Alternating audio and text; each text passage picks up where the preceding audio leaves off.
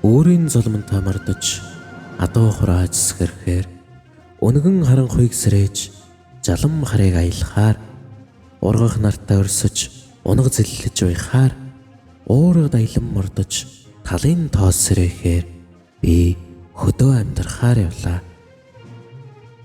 Эрэлд мордон аялаад эмээлдэрлэж хээр хоноглохоор эсхий тохом дэвсэж тэнгэрийн аран шиг тайлахаар энгисэг удаггүй хазар гоод эрхэлж хансаж жаргахаар эрдэн улсан мал сүргийхэн эзэн сууж налайхаар би хөдөө амьдрахаар явлаа. Намар оройтсон сайлын үнээг гэргээ түндэд хүүлэхээр манчин нэрсэн тогооноос дээж хүртэж халамцахаар өрөм тогтсон сүүнээс амны цангагаа тайлахаар өнгийн цэцэг яран бэлчээрийн сурагдахаар би хөдөө амьдрахаар явлаа.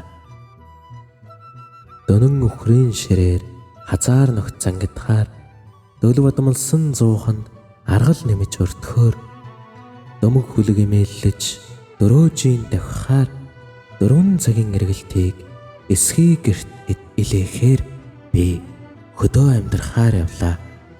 Хөхөө өгдийн галыг манаж тэнд суухаар хөвч хангай тайгаар нь тэнэж дураараа нүүхээр орчлонд зартай малч төмний үрэн гэдгээ мэдрэхээр оройгүй тэнгэрийн дор эрх чөлөө гэдлэхээр би хөдөө амьдрахаар явлаа.